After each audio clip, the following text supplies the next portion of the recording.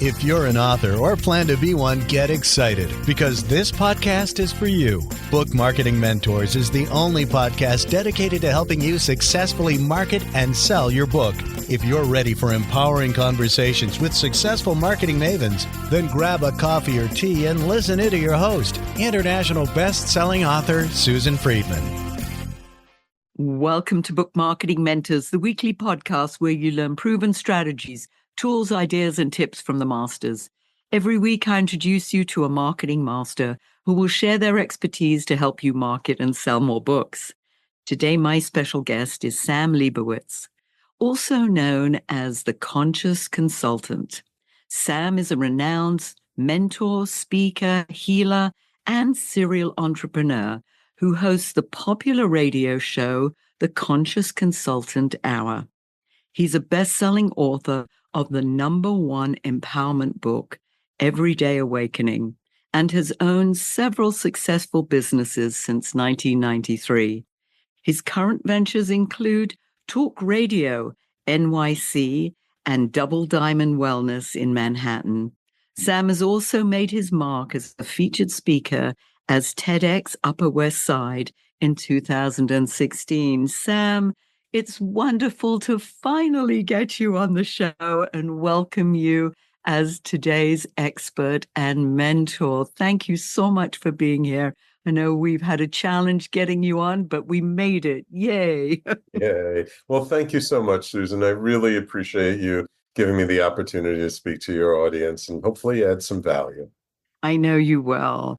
We've had a lot of guests, Sam, as you know, talking about being a podcast guest, but we've hardly spent any time discussing actually being a podcast host. And I know that's something that you're an expert on. Let's first talk about maybe the advantages versus being a host or a guest. Let's start off there and then we'll transition from there. Okay, wonderful. Thank you. It's a great question, Susan. After running talkradio.nyc for over 14 years now, I've really come to see so many people who come to me and say, oh, I just want to be a guest. I don't want to actually be a host. But then I see what happens after working with so many hosts, because when you're a podcast guest and you're presenting your message for the first time to the audience of the host, it's normally the first time they're hearing about you. And you're there to sort of promote yourself, promote your book, promote your business. And the first time someone hears you these days, it's not that easy to get them to take action. It's a really big ask to say, hey, sign up for my newsletter, buy my book, or go to my website. However, the easiest ask you can make is, if you have your own show, you know they're listening to you on someone else's podcast, so they like podcasts. The easiest ask you can make is, oh, and by the way, I also have my own show called The Such and Such Show. Come listen to my show and subscribe to it. And then what happens is, every time you get interviewed, some percentage of those people are going to come over and listen to your show. And then after they listen to your own show for several weeks, now they've kind of gone through that know, like, and trust you phases, that now they're willing to take some action. Now they'll sign up for your newsletter. Now they'll consider buying your book. But to do it on the very first time that they hear you, in my experience, that's a pretty heavy lift to make. It's a pretty big ask to make. That's why I always say to people, like, if you're going out guesting on a lot of shows and you don't have your own show to refer people to, you're missing a huge opportunity where you could bring some of that audience over to be your own audience. And that's where the real power is in having these people as your audience. I love that perspective. To be honest with you, I hadn't even thought of it that way, but that's dynamite. Now, with the millions of podcasts out there, it's a very crowded space. Why start your own show? First of all, it's not quite as crowded as most people think, because if you look at the actual statistics, less than 20% of all the podcasts out there are actually active. And I think of that 20%, less than 17%, I think it is, have more than 8 episodes. There's lots of podcasts that's been published, but in my opinion, the hosts really did themselves a disservice because they stopped doing it. And so people stopped listening. People stopped going to it. So it's not nearly as crowded a space as you might think. That's interesting. But the other thing why you should start a podcast, even if there's several other active podcasts, is because you have your own unique voice. You're going to appeal to people in a different way than other hosts. And people are going to come to you because you're different. You might be talking about the exact same topic, but you're going to talk about it in a different way, in your own flavor, because nobody else has the exact same life experience and knowledge that you have. So it's always going to have a slightly different flavor to it than anyone else. Yeah, you're absolutely right, because mine has a different flavor from somebody else who is also talking about book marketing. Yeah, there are several podcasts out there about book marketing, but hey, this one works. We've been doing it now for 8 years. I think it's that consistency, I know, that has kept it going. In the beginning, I was like, how am I going to keep this going? But you make it work. Now, what about having a show where it's just you versus what I'm doing and what I love to do, which is interviewing experts like yourself? They both are good in different ways. And I've seen people use both techniques quite successfully. Like I remember I used to have this wonderful astrologer on my network, Monty Taylor, who was a Jungian astrologer. And he would very rarely have guests on his show because he wanted to share his knowledge and his brilliance with his audience. And his audience loved it. They loved it. They ate it up. And when he stopped doing it, he actually used to get phone calls from people asking him, when is he going to come back and start doing his show again? However, there is a real advantage to interviewing other people because when you interview other people, they have their own mailing list, they have their own audience. Hopefully, you've prepared them properly so they promote the fact that they're going to be on your show to their audience. So that brings new listeners to your show and that makes your audience expand and grow. And also, when you interview different people on different topics, there's this thing, I call it the halo effect, where everyone thinks you're the expert on everything, even though it's you've had different experts, different guests on your show. Like I'm sure for you, Susan, your authors probably think you know everything about all different aspects of marketing your books and stuff because you've brought on so many amazing thought leaders onto your show. I'd So like to think that was true, but that also puts enormous pressure on me. So I like to say I don't know everything, which is a good thing too, I think.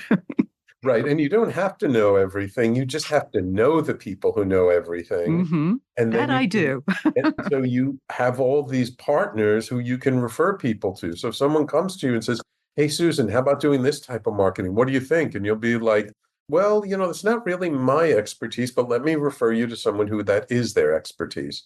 I had someone on my network who did that very successfully, Tony, who did a show all about nonprofits. And he only did 2 things for nonprofits, but he talked about every different aspect of nonprofits. And he had a handful of close professionals who took care of all these different aspects. And they would come on his show on a regular basis and talk about what's the latest in terms of prospect research or event planning or board management. He would constantly get calls for things that he didn't do himself, but he would refer to other people. And because of that, they really liked him. And so they would refer people to him for what he did for nonprofits. Oh, that's brilliant. I like that one too. Yeah, I tend to like to find new people all the time and occasionally have the same person back again, but maybe talking about a different aspect of the topic or maybe even another topic. So, yes, there are a lot of myths surrounding podcasting. Talk to us about some of the common myths.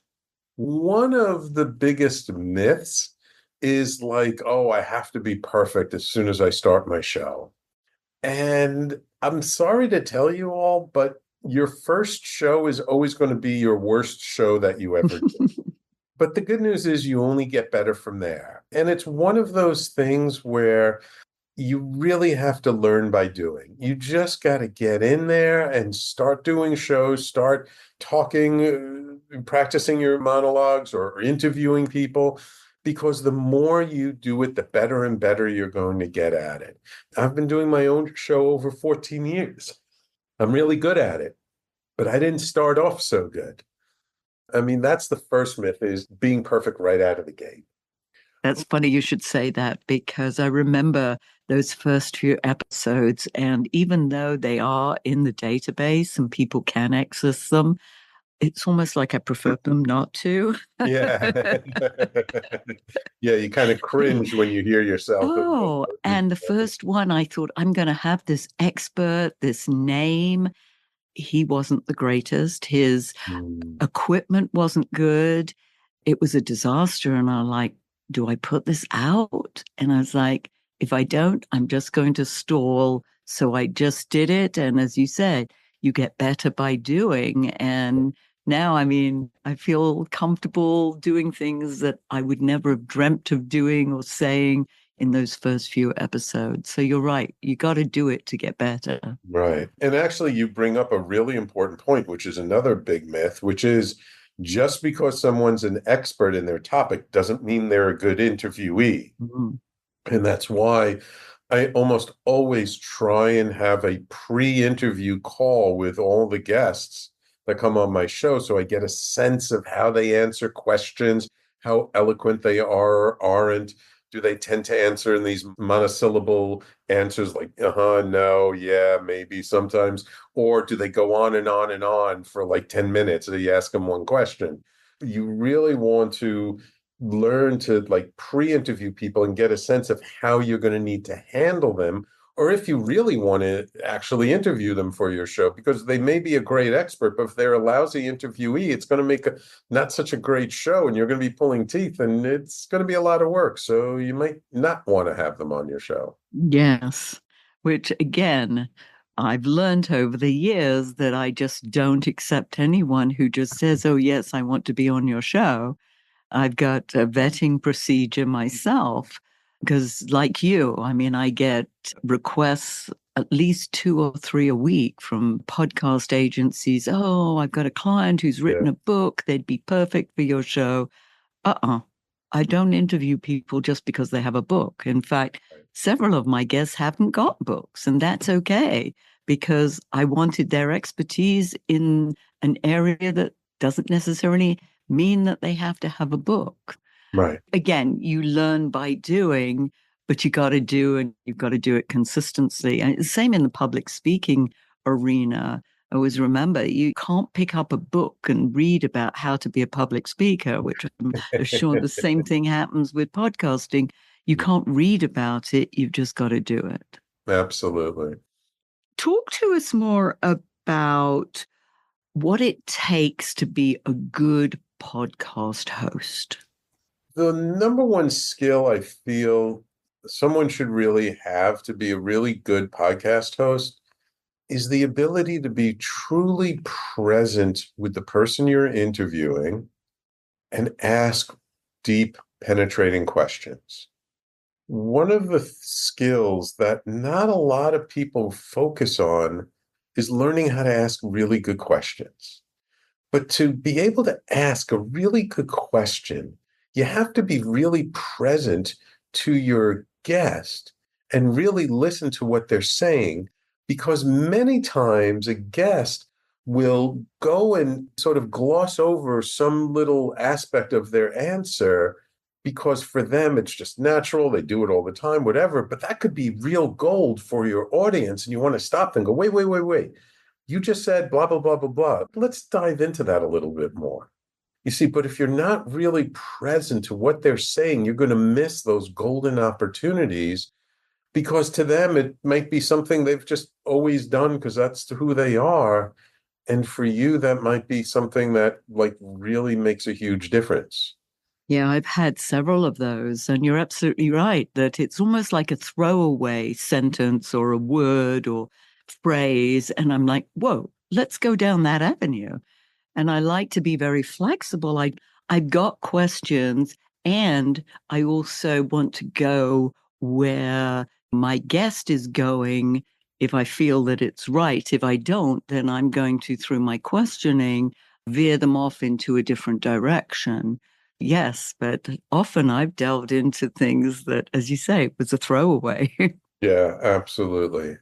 And I just also want to mention that in particular for authors, why I really feel it's so important to have your own show is because you've created all this great content. You have a message. You want to get it out there to an audience. Having people read your book, that's one audience. But a lot of people now are busy and they don't necessarily read as much as they used to, but they listen, they consume media like crazy, whether it's audio or video. And when you have your own show, you're starting to build your own platform. You're starting to build an audience, a following. And what's very interesting is that, well, if you've written one book and you did well with it, you're probably going to write a follow-up book or a second book. And if you've built an audience through having your own show, when you launch that second book, those people, your loyal listeners, they're going to be the first people to go out and buy your book. And not only are they going to be the first people to go out and buy it, but they'll tell their friends and family about it. I mean, when I wrote my book, Everyday Awakening, and I came out, I hit #1 in 3 different categories on Amazon. And one of the main marketing vehicles I had was my show. Now, by that time, I had already been doing my show about 10 years, so I had quite a nice audience. It's something where it's not an expense. Sometimes people think that, oh, having a show is just an expense. It's not an expense, it's an investment. It's an investment in your future, it's an investment in your brand, in your business. And it's an investment of your time because there's so many ways that you could repurpose and reuse your show that you actually can save time in the long run if you work with someone who has enough experience to guide you into how you can repurpose it in ways that will save you time.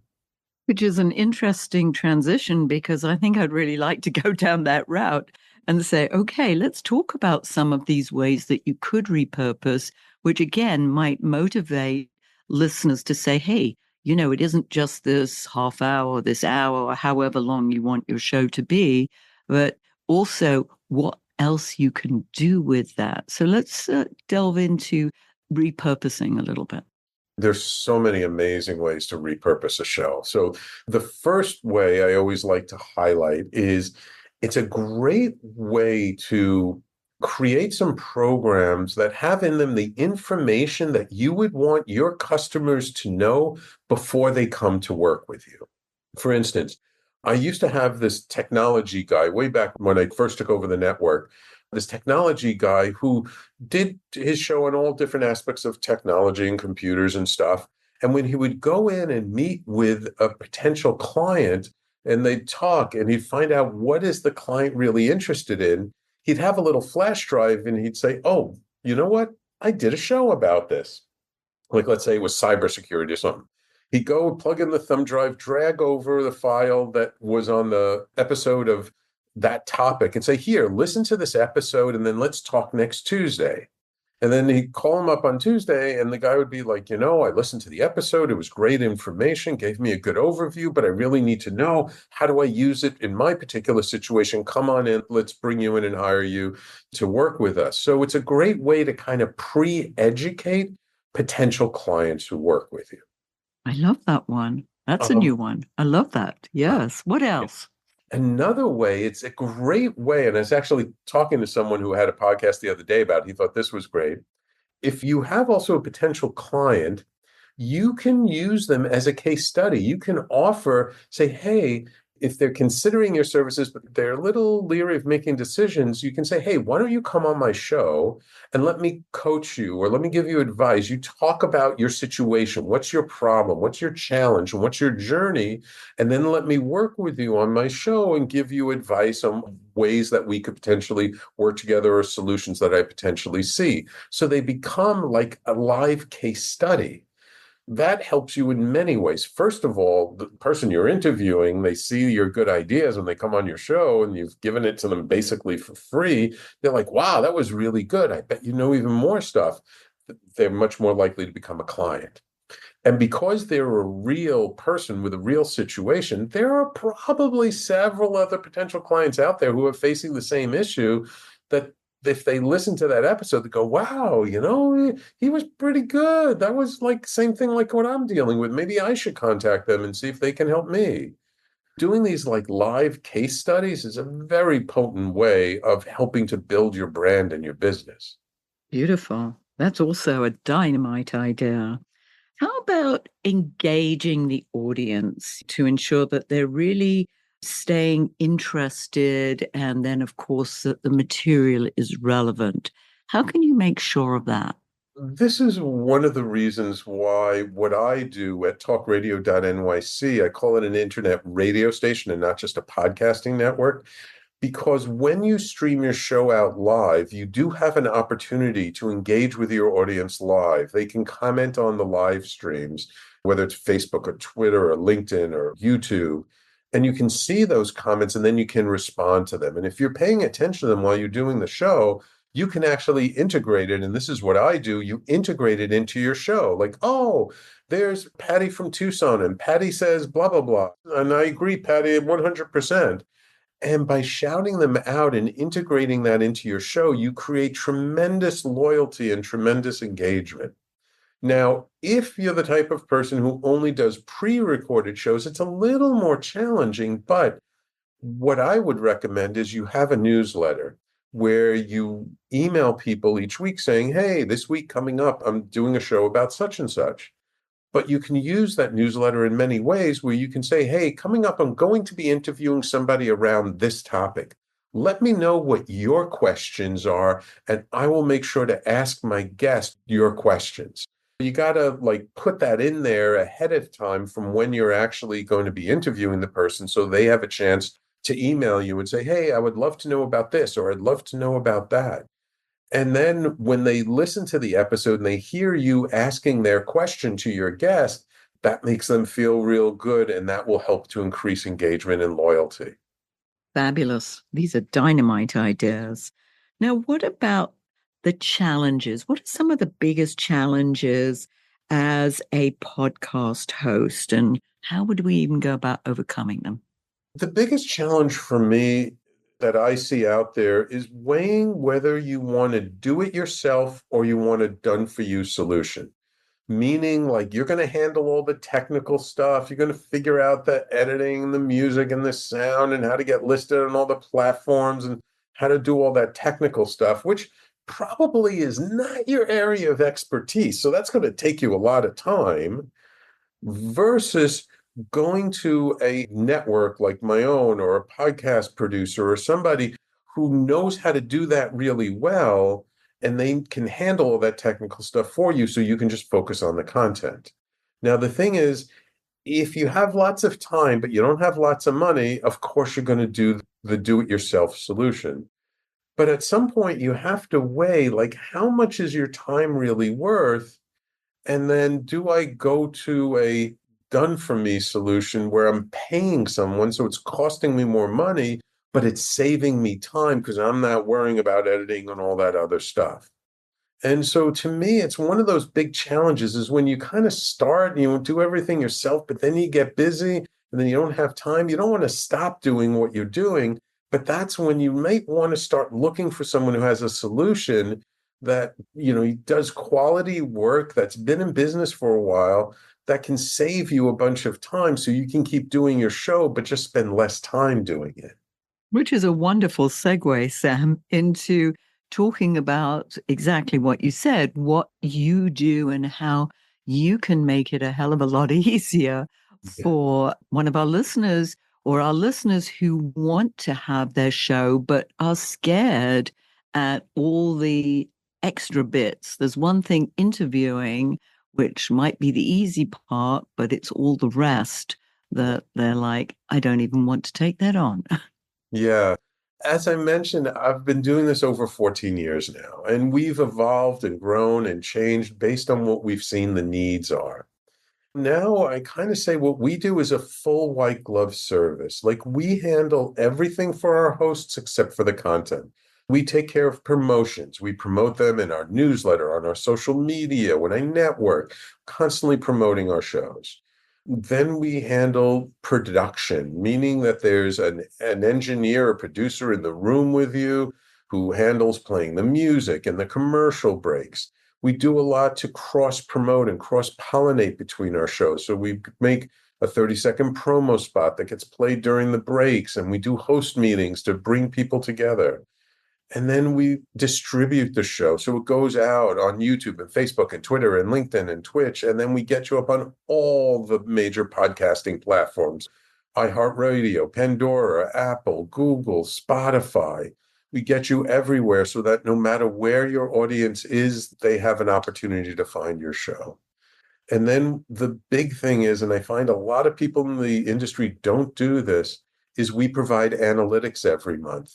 Today is the 2nd of August. I got to go now download all my log files from July, from the website, from the social media platforms, from the podcasting platforms.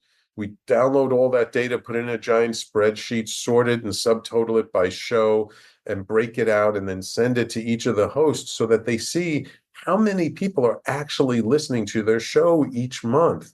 And not just how many people are listening overall, but like, what episode is most popular? What platform do we getting most popular? Like one of the things I've seen over the last few years, because we have these statistics, that the video streams that we do are picking up tremendously in popularity compared to the audio channel.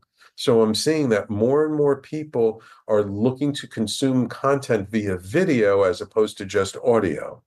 So that gives me tremendous insights.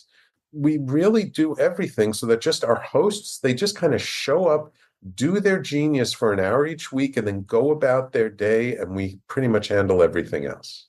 That sounds wonderful. It really does. Of course, because we're doing this audio only, I have yet to transition to doing it on video, but I love this format so much. I feel it's like NPR radio. Yes. I do enjoy it. Sam, how can people get hold of you if they're interested to talk to you further about your services? Thank you so much for asking, Susan, and really thank you for the opportunity to give me to talk about what I do a little bit. I'm real easy to get a hold of. You can go to our website, www.talkradio.nyc. It's .nyc because we're headquartered in New York City, but our hosts are all over the place. I've had hosts as far away as London, England, and Sydney, Australia.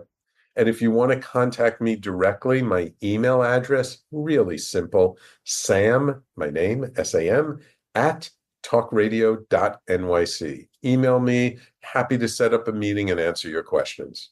Yeah. And it just sounds so great. And I know that you've got different packages. Obviously, you talked about the all singing, all dancing version, but I know that you've got smaller packages based on people's budgets. Is that correct?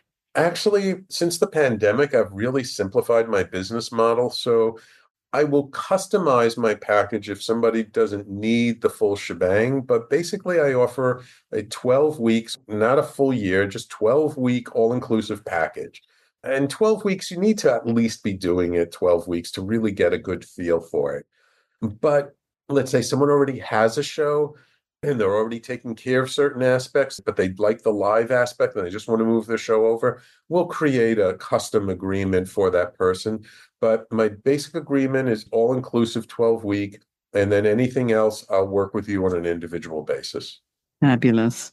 And I know you've given us such wonderful information already, but as you know, we always like our guests to leave our listeners with a golden nugget. What's yours, Sam?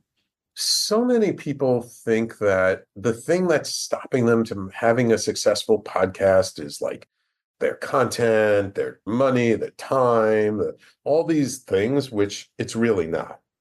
The number one thing, and we've alluded to it before, and you've even said it, Susan, is consistency.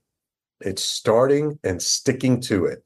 It's what Seth Godin calls the long tail of marketing. The longer you're doing the show, the more findable your show is, the more success you're going to have. But it's doing it consistently. I've seen too many people start doing a show, they like it, they continue doing it, and then they take a month off and they lose all their listeners. And then they come back and it's like building it up from scratch. Being consistent is the most important thing you can do in having a successful podcast.